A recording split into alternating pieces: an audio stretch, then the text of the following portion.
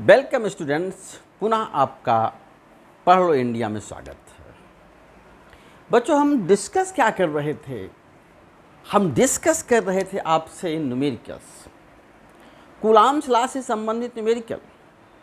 बच्चों, एक कोशिश करिएगा कि कूलाम्स लॉ से रिलेटेड बैक्स और न्यूमेरिकल को करने की, ताकि कूलाम्स लॉ ठीक से आए। और अगर कूलाम्स लॉ ठीक से आया रहेगा तो इलेक्ट्रिक फील्ड हमको ठीक से आएगी।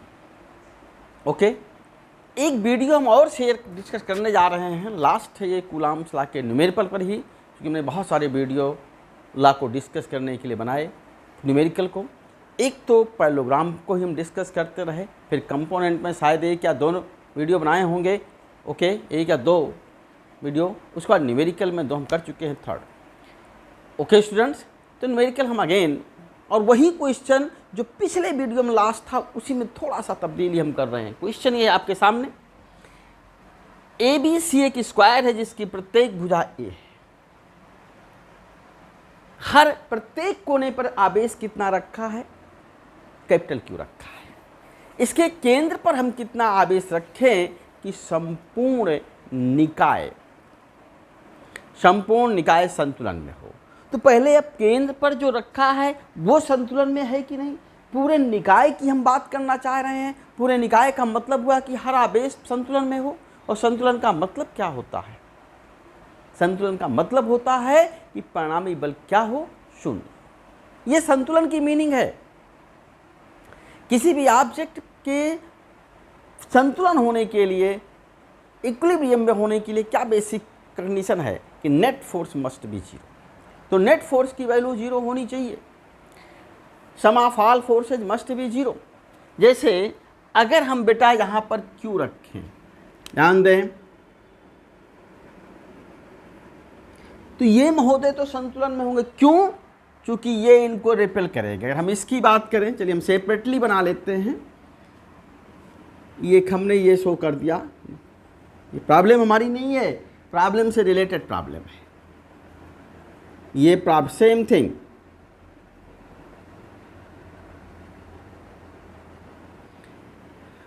तो इस पर कहे नेट फोर्स क्या वैल्यू आएगी?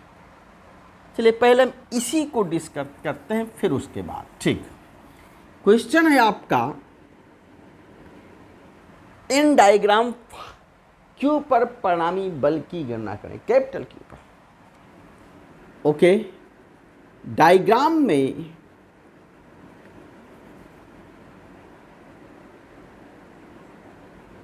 क्वेश्चन है, वर्ग के केंद्र पर वर्ग ए बी सी डी के केंद्र पर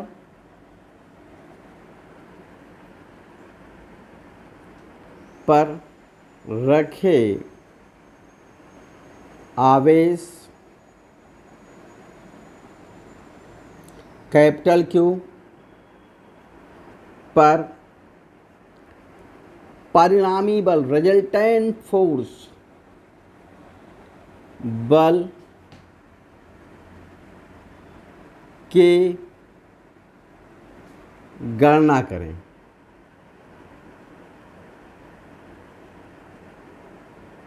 या देखिए, Q1 महोदय इनको रिपेल करेंगे। हमने F1 लिख लिया, केवल इस डायरेक्शन में लगाएंगे F1। Q3 महोदय भी इनको रिपेल करेंगे। रिपल्सन का मतलब ये भी पॉजिटिव है इधर। Q4 महोदय इधर रिपेल करेंगे। Q2 महोदय इधर लगाएंगे।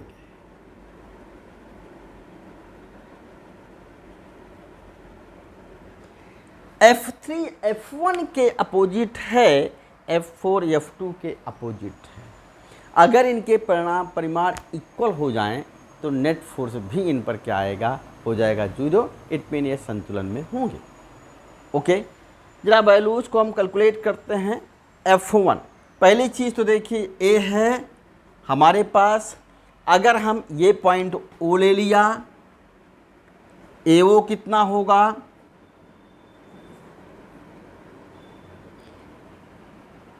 एवो को हम कैलकुलेट कर लेते हैं पहले, एवो बीओ सीओ। एवो को कैलकुलेट करते हैं, एवो कितना होगा, विकर्ण का आधा एवो होगा, बीओ भी उतना ही होगा, वो ये है, सीओ भी, क्योंकि वर्ग है। वर्ग में केंद्र से हर कोने की दूरी क्या होती है, बराबर होती है। तो एवो बीओ सीओ डीओ ये तीनों बराबर होंगे और विकर्ण के आधे के बराबर होंगे। समझना इस चीज़ को आप। तो एवो इक्वल टू क्या होगा, बीओ होगा, और यही वैल्यू कितनी होगी, सीओ। विकर्ण कितना होगा, विकर्ण हमारा ए है, ये पूरी length, root this square a root 2, या आप इससे निकालें a square plus a square root में, that will be also a root 2, उसका आधा ए रूट 2/2 होगा। इसे हम चाहें तो ऐसे लिख सकते हैं, 2 को भी हमने रूट 2 इंटू रूट 2 किया, root 2 cancel, a upon root 2, a by root 2, ये वैल्यू हमको मिल रही है, ए अपान रूट 2। अब जरा हम इन फोर्सेस को कैलकुलेट करेंगे। जरा F1 क्या है, Q1 द्वारा कैपिटल Q पर लगाया गया बल, क्या है उसका नाम, F1। तो F1 कैलकुलेट कर लेते हैं। F1 की वैल्यू कितनी आएगी, 1/4 pi epsilon not Q1 Q1 into Q, कहाँ पर महोदय है, ए पर है, ए से ओ तक की दूरी का वर्ग, ए से ओ तक की दूरी, एओ का वर्ग होगा।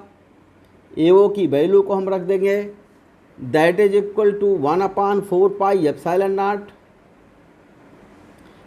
क्यू, कैपिटल क्यू, एओ कितना है, ए अपान रूट 2, इसका वर्ग करेंगे तो ए स्क्वायर अपान 2 आएगा। तो यहाँ पर क्या आ गया, ए स्क्वायर 2 ऊपर चला गया, दिस।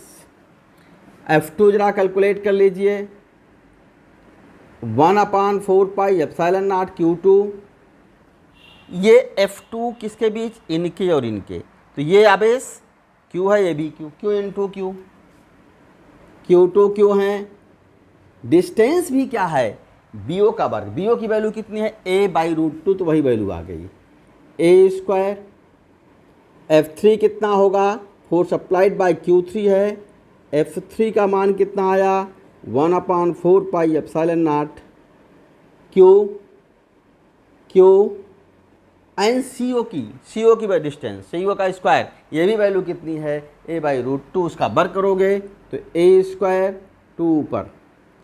F4 की वैल्यू कितनी होगी, that is equal to 1/4 pi epsilon naught, यहाँ भी वैल्यू सब कुछ सेम है, अपान ए स्क्वायर। अब जरा देखिए, सारे बलों के परिमाण बराबर हैं, लेकिन दिशाएं क्या हैं, F4 और F2 विपरीत हैं, F1 और F3 विपरीत हैं। F2 और F4 एक दूसरे को कैंसिल कर देंगे, नंबर 1 थिंग।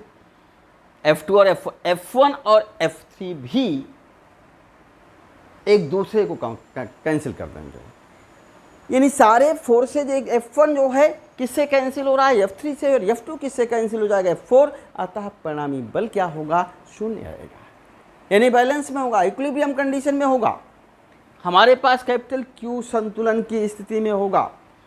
अतः यहाँ पर हम लिख सकते हैं F1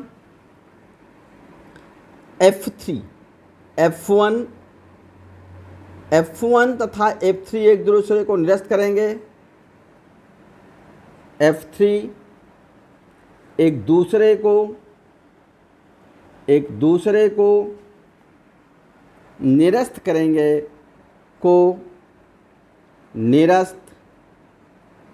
करेंगे,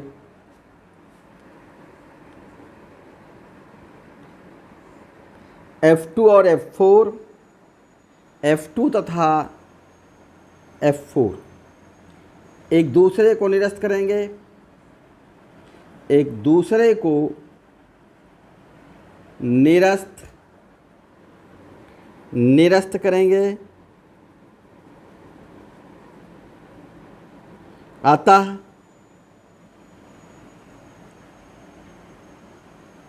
कैपिटल क्यू पर परिणामी बल शून्य पर परिणामी बल शून्य होगा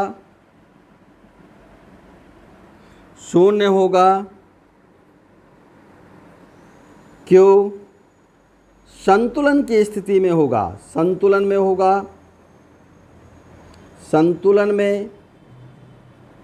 होगा। यहीं पर नहीं, किसी भी आवेश के अगर चारों तरफ आवेशों का वितरण सममित हो, समान प्रकार से हो, ओके, सिमेट्रिक हो, तो वो आवेश हमेशा संतुलन में ही होता है। जैसे यहाँ पर भी आपने देखा इक्वल डिस्टेंसेज पर चारों तरफ 4 चार्जेस थे, तो ये महोदय संतुलन में थे। एक चीज़ ध्यान रखिएगा कि अगर समान रूप से वितरित है आवेश, तो जिसके चारों तरफ आवेश का वितरण सममित है, समान रूप से है, वो संतुलन में होगा। जैसे हम सपोज कर लें यहाँ पर महोदय कैपिटल क्यू संतुलन में है।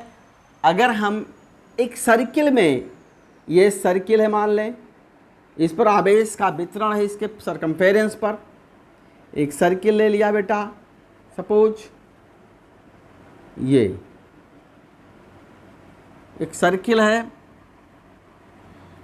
सर्कुलर चार्ज डिस्ट्रीब्यूट, इस पर आवेश वितरित है समान रूप से, plus or minus anything possible, समान रूप से है, तो इसके केंद्र पर, ये सेंटर है, ये आवेश संतुलन में होगा। यानी नेट फोर्स इस पर क्या होगा, चारों तरफ से शून्य होगा। कहीं भी पोर्शन आप ले लेंगे, इसको अगर मान लें छोटा सा पोर्शन लिया आपने, ये कहाँ लगाएंगे, यहाँ जो आवेश होगा इधर फोर्स लगाएगा, इधर फोर्स लगेगा, इसी के जस्ट अपोजिट जो पोर्शन होगा, ये आवेश, यहाँ पर भी तो आवेश होगा, समान रूप से वितरित है, तो ये आवेश क्या करेगा, इधर लगाएगा। ऐसे ही हर पोर्शन की कंडीशन होगी, तो इस पर जो परिणामी बल होगा वो शून्य होगा। F पर, Q पर परिणामी बल यहाँ भी शून्य, Q पर, दोनों ही डब में Q पर परिणामी बल शून्य होगा। परिणामी बल, Q पर परिणामी बल का मान, Q पर परिणामी बल शून्य होगा, शून्य, इट मीन्स संतुलन में होगा, शून्य होगा। केवल यही नहीं, अगर हम एक ये देखें,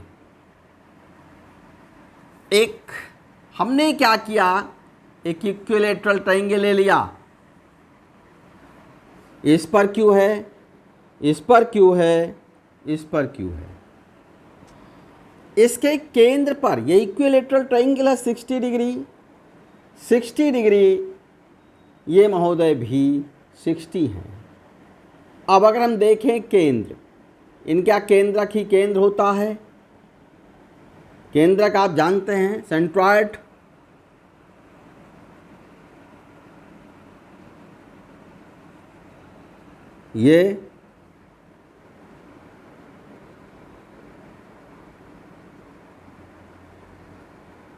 ये सेंट्रॉयड है। यहाँ कोई अगर आवेश है तो ये भी संतुलन में होंगे। क्यों महोदय, या हम देख लेते हैं, नेट फोर्स कैपिटल क्यू पे कैलकुलेट करने की कोशिश करते हैं और देखते हैं। पहले कॉन्सेप्ट को लिख लीजिए, फिर हम यहाँ पे देख लेंगे। यहाँ तो शून्य होगा, यहाँ हम प्रूव कर चुके हैं शून्य होगा। कॉन्सेप्ट ये है कि यदि किसी आवेश के चारों तरफ आवेशों का वितरण सममित हो, समान रूप से हो, जैसे एक आप आयत ले लीजिए, आयत के कॉर्नर्स पर समान चार्ज रख दें, पॉजिटिव हो, मैग्नीट्यूड भी उनके सेम हों, और उसके केंद्र पर कोई भी आवेश रखा होगा तो निश्चित रूप से वो संतुलन में होगा। जैसे हम कभी जस्ट नोट किए, वर्ग में हुआ, वैसे आयत में कंडीशन होगी।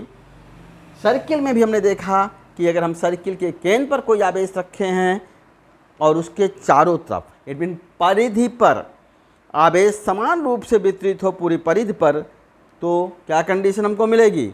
केंद्र पर जो भी आवेश रखा है उस पर परिणामी बल कितना मिलेगा? 0 मिलेगा। अर्थात केंद्र पर रखा आवेश संतुलन में होगा। केंद्र पर रखा आवेश इस कंडीशन में संतुलन में आएगा। इसे नोट कर लें कि यदि किसी आवेश के चारों तरफ आवेशों का वितरण सममित है तो वह आवेश संतुलन में होगा। यानी ये भी संतुलन में होंगे। इनको हम कैलकुलेट कर लेंगे। अभी कैसे कैलकुलेट करेंगे? ये महोदय हमने मान लिया Q1, इनको ले लिया हमने Q2 और इनको ले लिया हमने Q3। ये कैसा है? ट्रायंगल इक्विलेटरल है, इसलिए 90 डिग्री होगा। ध्यान रखिए, ये एंगल पूरा 60 था, पूरा एंगल, तो ये एंगल कितना होगा? 30 होगा। ये भी एंगल कितना होगा? 30। ये एंगल आपको जानना चाहिए 60 होगा। ये भी एंगल हमें जानना चाहिए 60 होगा।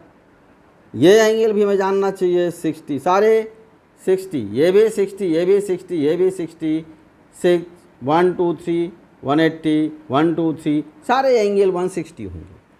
अब जरा ये भी बेटा सारे 60 हैं, देश 60 देश 60। इनको हम सॉल्व करके देखते हैं। Q2 महोदय क्या करेंगे?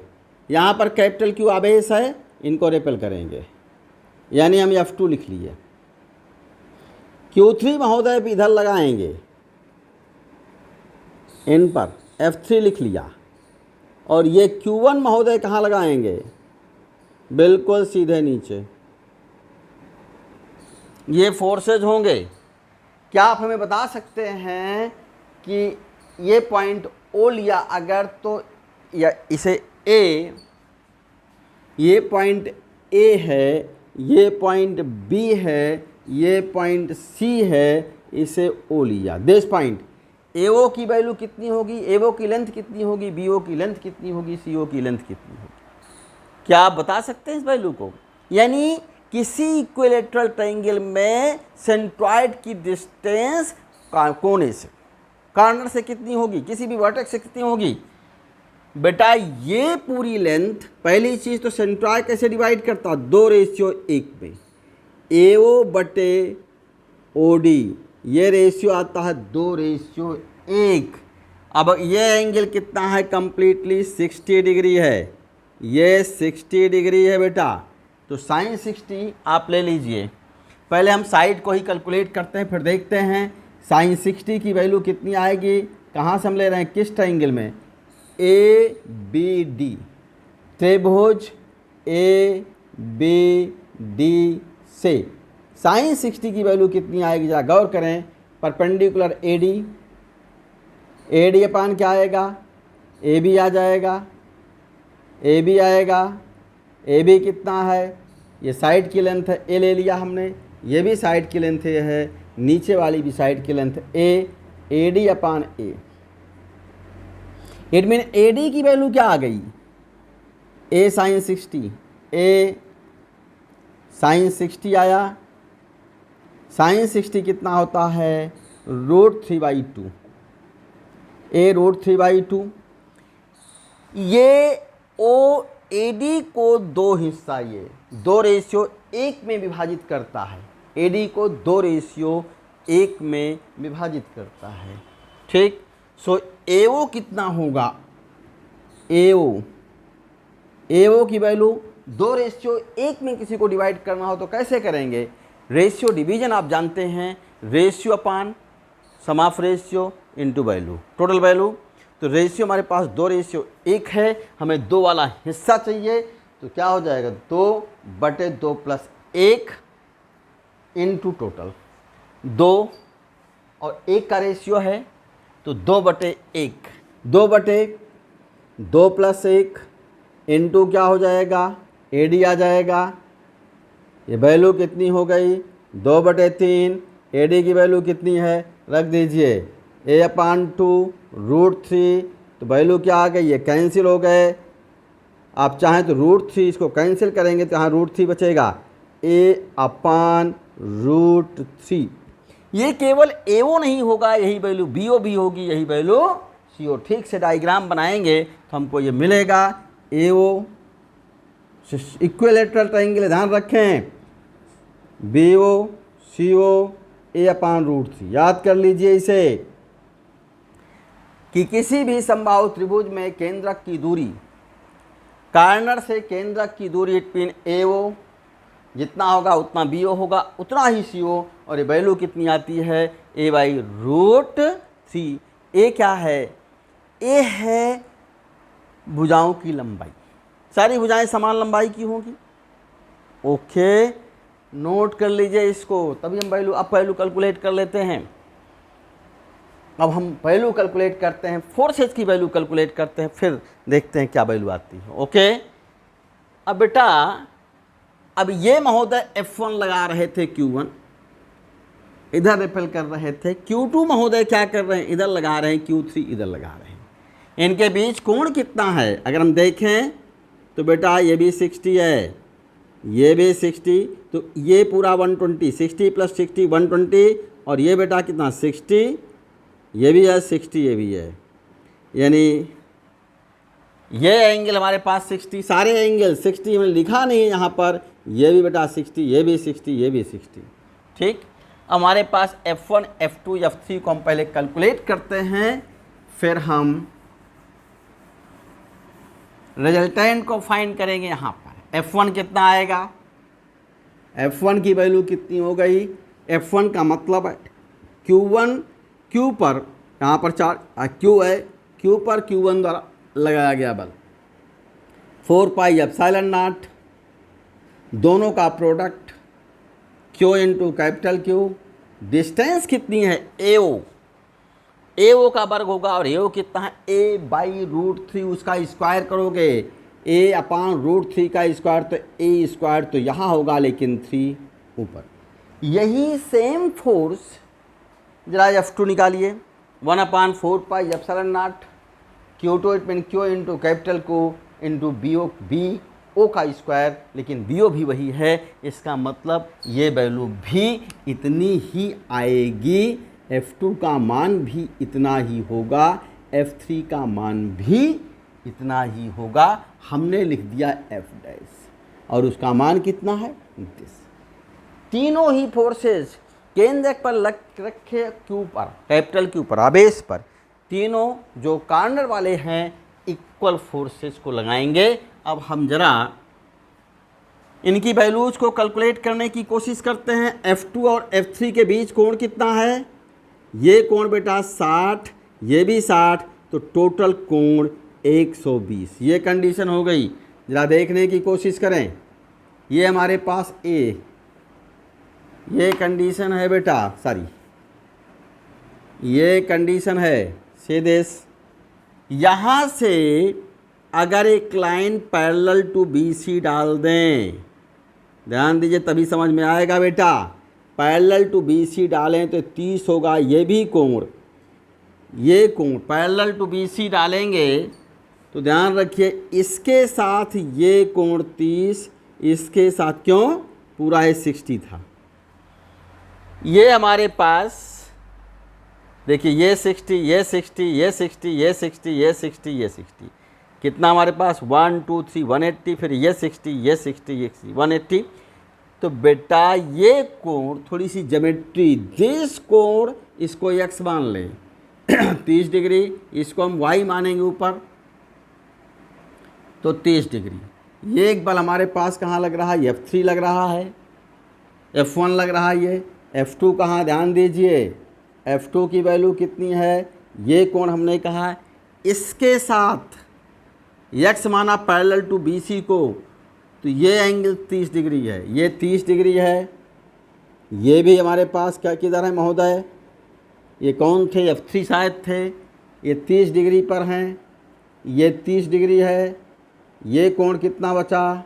120 बचा। ये दोनों ही बराबर हैं, दोनों फोर्सेज के परिमाण बराबर हैं, अतः रिजल्टेंट कहाँ जाएगा? इस डायरेक्शन में जाएगा। किसका रिजल्टेंट? 2 और F23, 2 और 3 का, F23 का परिणाम इधर आएगा। F1 तो ये थे और F23 की वैल्यू कितनी आ गई? ये आ जाएगी resultant of this to F23। हमने F23 लिखा, क्या होगा रूट F2 स्क्वायर। F2 की वैल्यू कितनी है, सेम हमने एफ डैश माना है, F dash square plus F3 square, वो भी एफ डैश हैं, F dash square plus 2 F2 F dash cos 120। Cos 120 आपको जानना चाहिए -1/2 में सीधे वैल्यू लिख रहा हूँ बेटा, -1/2 केवल कास 120। चलिए लिख लेते हैं कास 120, एक लाइन हम कास 120, इनकी वैल्यूज को रखिए। एफ डैश हमने बाहर कर लिया, बचे कौन, तो एफ डैश स्क्वायर बाहर किया, एफ डैश 1 + 2 और -1/2। 120 की वैल्यू -1/2 कैंसिल, -1 कैंसिल, कितना मिल गया, एफ डैश मिल गया। यानी इन दोनों का परिणामी किसका कितना है, एफ डैश के बराबर। ये एफ डैश के बराबर निकला, ये भी एफ डैश हैं, तो रिजल्टेंट क्या मिला भाई, दोनों बराबर हैं, इन दोनों का परिणामी ऊपर और F1 ये नीचे थे, लेकिन ये वैल्यू कितनी हमने कैलकुलेट कर दी, F23 कितना कैलकुलेट किया, ये इन दोनों की जगह पर ध्यान रखें, इट अब इन दोनों को भूल जाए हम, उनकी जगह ये आ गए, ये वैल्यू भी एफ डैश है, ये वैल्यू भी एफ डैश है, दो बल केवल बचे, दोनों विपरीत हैं, दोनों के परिमाण बराबर हैं, अतः परिणामी बल क्या हो गया, इस आवेश पर परिणामी बल 0। तो सिर्फ एक कंसेप्ट के चक्कर के लिए मैंने किया, यहाँ शो किया, सर्किल में लेकर शो किया, ट्रायंगल में लेके, कि किसी भी आवेश के चारों तरफ यदि आवेशों का वितरण सममित हो तो वह आवेश संतुलन की स्थिति में होगा। क्लियर स्टूडेंट्स, यदि नोट कर लें इसको, यानी हमें ऐसे में संतुलन होगा, यहाँ पर रखें तो यही महोदय सर्किल में रखेंगे तो वो भी महोदय संतुलन में होंगे। तो ये नोट कर लें कॉन्सेप्ट, नोट करिए कॉन्सेप्ट क्या हमने डेवलप किया, कि यदि किसी आवेश के चारों तरफ आवेशों का वितरण सममित, जैसे यहाँ था, या मैंने ट्रायंगल लिया इक्विलेटरल ट्रायंगल, कोने पर इक्वल रखा, तो जो सेंट्रॉयड था वहाँ पर आवेश पर नेट फोर्स 0, इट मीन संतुलन, या सरकमफेरेंस सर्किल के परिधि वृत्त की परिधि पर आवेश समान रूप से वितरित हो, तो केंद्र पर जो भी आवेश होगा उस पर परिणामी बल क्या होगा, 0 आएगा। क्लियर स्टूडेंट्स, यानी यदि किसी आवेश के चारों तरफ कहें, यदि किसी आवेश के, नोट इट, किसी आवेश के चारों तरफ, जो भी है चारों तरफ मतलब जो भी पॉसिबल, आवेश के चारों तरफ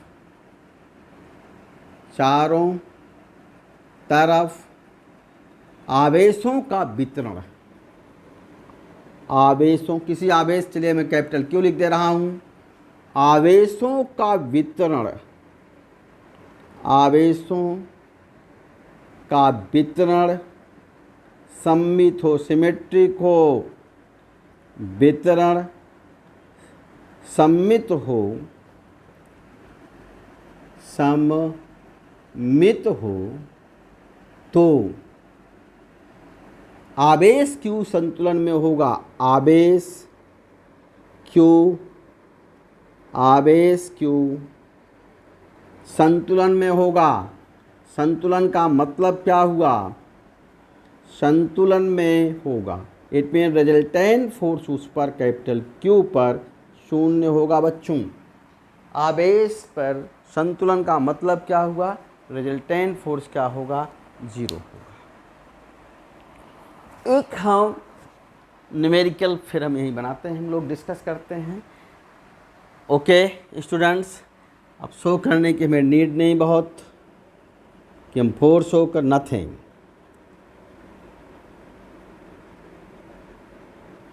ओके, एक कंसेप्ट ही डेवलप करने जा रहे हैं।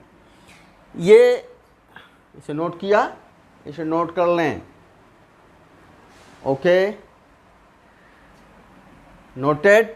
ओके, एक क्वेश्चन लास्ट क्वेश्चन हम मान के चल रहे हैं इसे, कूलाम्ब्स लॉ पे अंतिम क्वेश्चन होगा हमारा। इसके बाद हम क्या डिस्कस करेंगे, फिर डिस्कस करेंगे इलेक्ट्रिक फील्ड को हम डिस्कस करेंगे।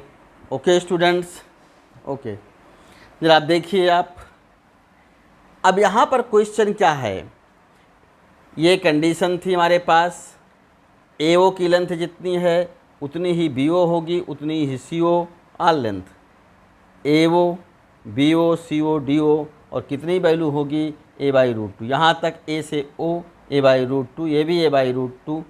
ओके, ये वैल्यूज तो हम बात की बात करेंगे, ठीक। ये आवेश हमारे पास Q Q Q। New question, figure को देखें, कैपिटल Q के किस मान के लिए निकाय संतुलन में होगा। इट मीन सारे चार्ज, सारे आवेश संतुलन में हों, इट मीन परिणामी बल शून्य।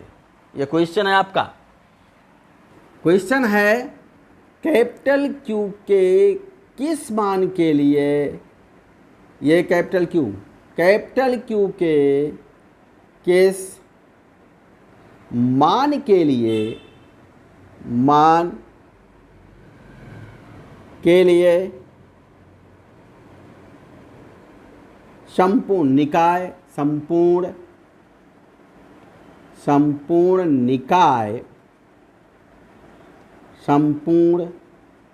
निकाय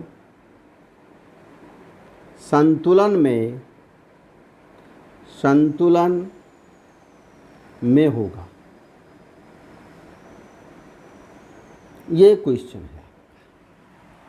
हमें संतुलन का मतलब तो सब पर फोर्सेस जीरो होंगे, तो बेटा इस पर तो सर्टेनली जीरो होगा, चूंकि आवेशों का वितरण क्या है, सममित है। कैपिटल Q पे तो जीरो होगा। सिर्फ हमें किसी एक आवेश को टेस्ट करना पड़ेगा, किसी एक आवेश पर नेट फोर्स को जीरो दिखा करके हम कैपिटल Q को, नेट फोर्स से चूँकि सम्मिलित हर एक पर नेट फोर्स जीरो होगा, तो किसी एक को ले लेंगे स्मॉल q को और उस पर नेट फोर्स हम जीरो करेंगे, तो इसकी वैल्यू हमें कैलकुलेट हो जाएगी। पॉजिटिव मान के हम चलेंगे कैपिटल Q को, अब निगेटिव या जो कुछ है वो हमें बाद में मिलेगा। एक तरीका तो ये भी हम कह सकते हैं, जितना कैपिटल Q मान लीजिए हम लेते हैं, इनको महोदय को लेते हैं Q2 को, ये भी Q2 कितने हैं, क्यों हैं, ये Q1 Q3 Q4, जितना मिलके फोर्स लगाएंगे, अगर अकेला Q लगाए तो संतुलन में आ जाएंगे। अगर ये संतुलन में है तो ये भी होंगे, ये भी होंगे, ये भी होंगे, क्योंकि जो कंडीशन पूरे निकाय के सापेक्ष इनकी है, वह इनकी है, वह इनकी है, वह इनकी, तो मैं सिर्फ एक को टेस्ट करना है। पहले हम इन्हीं को टेस्ट करते हैं। देखिए जरा, F1 कहाँ लगेगा, ये वैल्यू हालांकि हम कैलकुलेट किए थे। F3 कहाँ जाएगा, F3 का डायरेक्शन ऊपर होगा, F3। जरा F4 देखिए, Q4 ये हैं 45, पूरा मिलाओगे तो 45 डिग्री पर F4 होगा, ये वैल्यू F4। जरा हम इनको Q4 लिख देते हैं भाई, और कुछ नहीं, Q5, ताकि हम फोर्स को लिख सकें।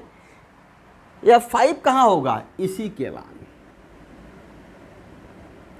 यह एंगल कितना होगा, 45। बेटा हम इनके मैग्नीट्यूड को फाइंड करेंगे, फिर रिजल्टेंट की बात करेंगे। रिजल्टेंट परिणामी जीरो है, संतुलन होने के लिए परिणामी बल शून्य होना चाहिए, और अगर परिणामी बल शून्य है तो उसके किसी भी दिशा में घटकों का योग, सारे बलों के घटकों का योग शून्य होगा।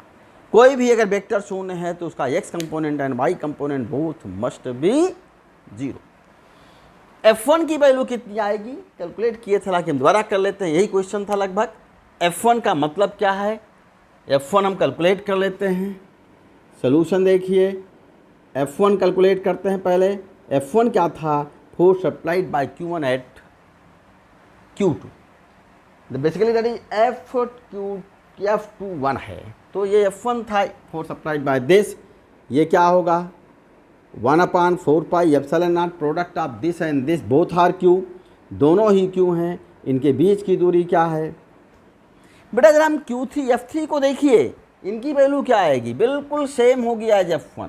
यहाँ भी वैल्यू कितनी होगी, 1/4 pi epsilon not Q into Q upon A है दूरी वर्ग, यानी ये भी उतना ही हो गए।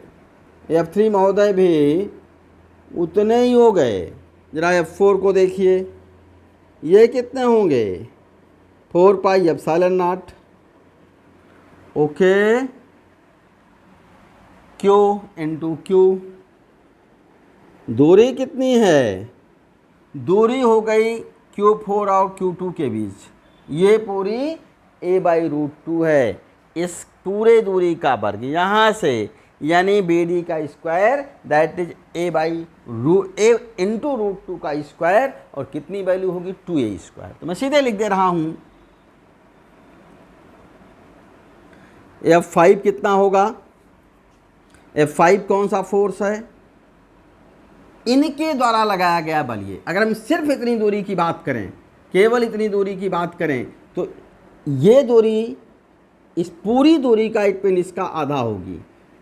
तो ये दूरी जो आ जाएगी, चलिए लिख लेते हैं एक बार हम, B ये पॉइंट O था, F5 कितना हो जाएगा 1/4 पाई एप्सिलॉन नॉट। ठीक, capital Q into small q, Q2 बटे दूरी का वर्ग। दूरी कौन सी है, BO, और BO की वैल्यू आपको दिखनी चाहिए। विकर्ण का आधा a√2 का आधा, a√BO होगा हमारे पास। BO कितना हो जाएगा, BD का आधा, BD/2।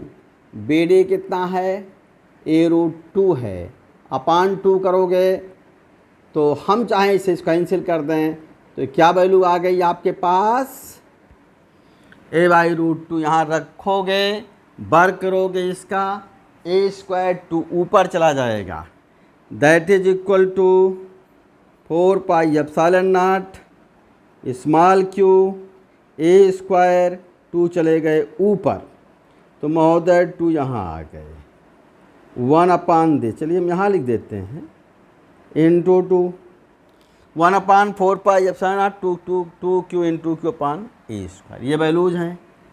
चूँकि B पर परिणामी बल शून्य है, इसलिए परिणामी बल का कोई भी घटक शून्य होगा। इसका मतलब क्या हुआ, किसी भी दिशा में सारे बलों के घटकों का योग शून्य होगा। चूँकि हमारे पास Q2 किस में है, संतुलन में है, Q2 भी संतुलन में है, Q2 संतुलन में है, संतुलन में है, संतुलन में तभी संभव है, में है।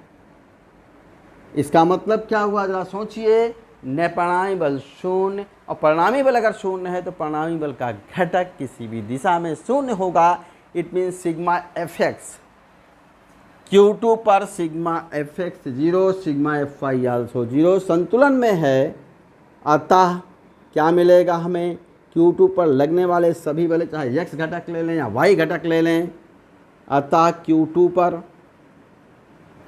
सिग्मा Fx या y जो भी लिखे बेटा, सिग्मा Fx का मतलब क्या हुआ, F1 है फोर्स, F2 फोर्स है शायद, देखिएगा F1 फोर्स है, F3 है, F4 है, F5 है, F1x, F3x, F4x plus F5x। F5x की वैल्यू क्या आएगी, 0 आएगी। जरा F1x क्या होगा, गौर करें, x दिशा में ही है, इस डायरेक्शन को हमने क्या ले लिया, x, ये डायरेक्शन क्या, y, तो F1 x दिशा में है, इसलिए उसका घटक F1 के बराबर हो जाएगा, इट मीन F1। F3 जा देखिए, F3 y में है तो इनका तो x घटक शून्य हो जाएगा। F4 को जा देखिए, 45 डिग्री बना रहे हैं x के साथ, इसलिए x घटक क्या होगा, cos 45, F4 cos 45। F5 को जा देखिए, ये भी 45 बना रहे हैं, cos 45 इक्वल टू क्या आएगा, शून्य। वैल्यूज को रख दें, F1 कितनी है, F1 और F3 को, तो खैर F1 की वैल्यू क्या है, जरा इन्हें रखने की कोशिश करें, 1/4 पाई एप्सिलॉन नॉट है महोदय। F1 की वैल्यू लिखी है, Q² /a² है, क्यू स्क्वायर है महोदय ये ए स्क्वायर प्लस F4 को जरा लिखिए। F4 ये हैं 1/4 पाई एप्सिलॉन नॉट हैं। Okay, Q square upon 2a square हैं 2a स्क्वायर प्लस जरा लिखिए, सॉरी बेटा F4 cos 45 तुमने लिखा ही नहीं, F4 तो ये था इंटू cos 45 की वैल्यू भी तो लिखनी है आपको, √2 plus 1/4 pi epsilon not Q5 को जा देखिए 2 small Q capital Q A square cos 45 1/√2 that is 0। Okay, हमने कॉमन ले लिया 1/4 pi epsilon naught small Q बटे ए स्क्वायर, यह कॉमन ले लिया, क्या बचेगा स्मॉल क्यू बटे ए स्क्वायर, तो यहाँ बच जाएंगे क्यू, ये महोदय क्यू हो गए। यहाँ क्या बचेंगे Q/2, Q/2 बचेगा, Q/2 ठीक है, वो √2 भी हैं, √2 बच गए।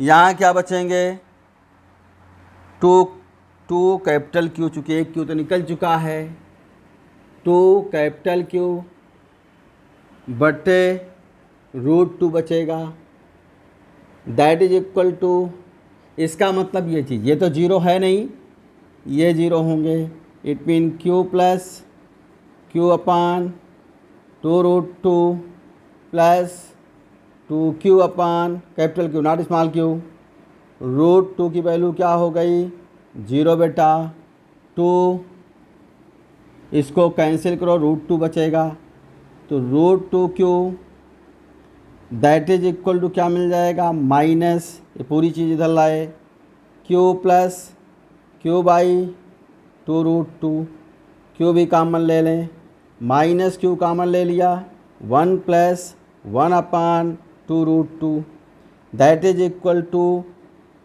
ओके q कितना हो जाएगा √2 नीचे आ जाएगा, माइनस Q/2√2 कॉमन, इनको भी बाहर कर लिया, 2√2 बाहर कर लिया बेटा, इनटू फिर करो यहाँ, नहीं कन्फ्यूजन होगा आपको, 2√2 अंदर क्या बच जाएगा 2√2 प्लस 1, केवल ये। अब आप देखिए √2 4√2 हो जाएगा, 2√2 बाहर किया, नहीं बेटा 1 मिनट 1 सेकंड, कैपिटल क्यू था, ये √2 नीचे आ जाएगा √2, यानी क्यू जो मिला minus Q/4 √2 in bracket 2√2 plus 1, ये चार्ज हमें मिलेगा। इस वैल्यू के लिए संपूर्ण निकाय संतुलन की स्थिति में होगा। ओके स्टूडेंट्स, फिर मिलेंगे नेक्स्ट वीडियो में, तब तक के लिए गुड बाय।